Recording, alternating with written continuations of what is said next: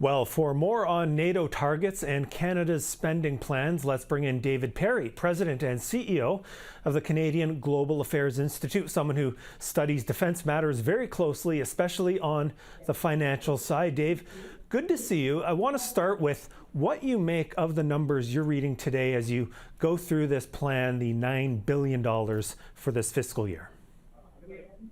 I think the big takeaway is that add it all up, they should come at least pretty close to us hitting our 2% of GDP mark, the NATO investment pledge we committed to back in 2014 that we haven't been meeting since that time.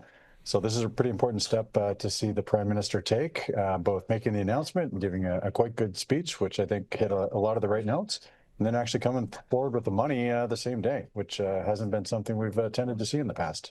Well, I want to ask you about the actual spending of that money and whether this is a feasible plan, because, you know, we've often talked about, can the government actually spend the money it sets aside for defense, whether it's issues with procurement, delays, lapsed spending. Do you see anything different with this announcement that gives you some optimism that this time the ball will actually be rolling? So both good and bad. The bad is that the announcement's being made basically 3 months already into the fiscal year. This is actually the time of the year when the departments start to actually try and figure out what they think they won't spend by the end of the following March. So it's an announcement that's coming well into the planning cycle for the federal government. So actually moving this forward is going to be kind of tricky from that point of view, just in terms of where we are in the annual financial cycle. I think the good thing is that, as Lisa was explained in some briefings this afternoon, the Department of Defense is focused on a bunch of more executable spending areas than I think might have otherwise been the case, and is usually the case with the new announcements.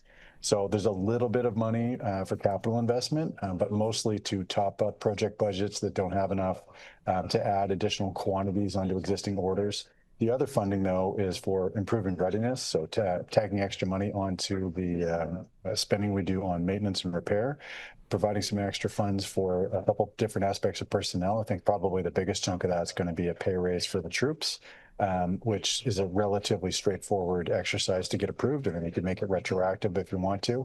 And then some of the other pieces, making investments in the defense industry. There's been a couple of different initiatives that have been chugging along, but not actually actioned yet.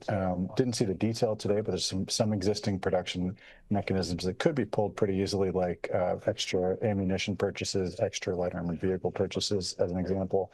And then the last chunk they talked about was a partnership. And I think with all of the different signaling that's come from the Prime Minister specifically, as well as other members of the cabinet, I am guessing that funding, or at least a good chunk of it, is going to be for Canadian participation in the Rearm Europe program. Right. As you say, a lot of breadth to what the government was announcing today, between boosting salaries, spending more, spending to boost the defense sector and those international partnerships. Was there anything missing in this announcement today that strikes you as significant? I think in terms of an end-year announcement, not really. I think the big thing will be, and that actually wasn't part announced by the Prime Minister, that they're going to do another defense policy.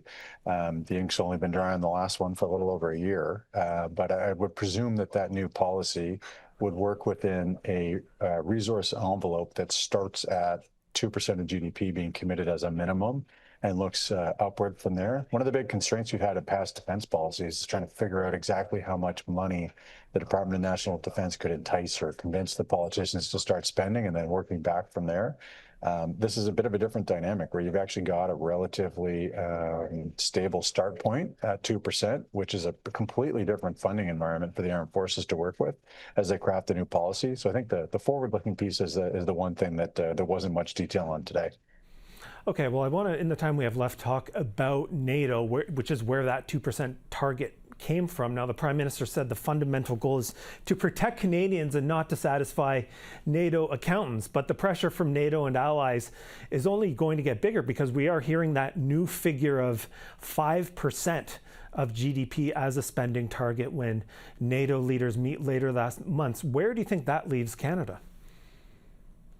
In a better place than we were before this morning. Can't get to any higher target, 3.5%, 5%, until you get to 2% first. And we were we were one of only 3 countries on the last report to come out of the alliance that looked at spending across both the 2% investment target as well as the other target we have of spending 20% of what we do spend on defense to go towards expenditures on equipment and research and development. We were one of only 3 allies meeting neither of these targets, which did not put us in good standing with our alliance counterparts.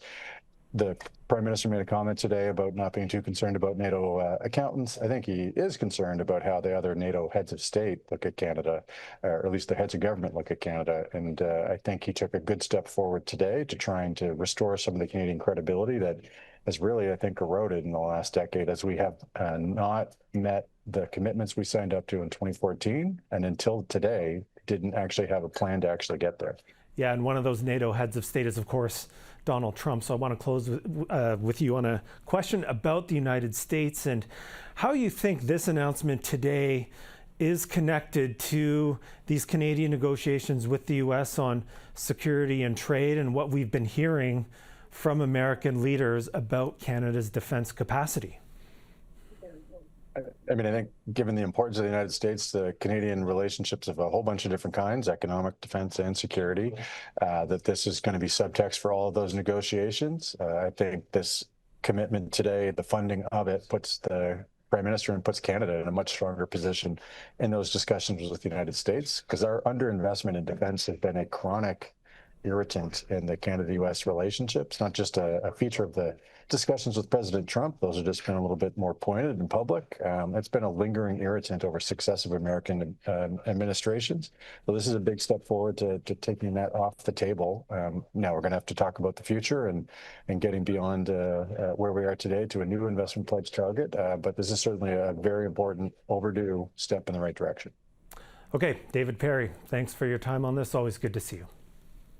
Thanks for having me.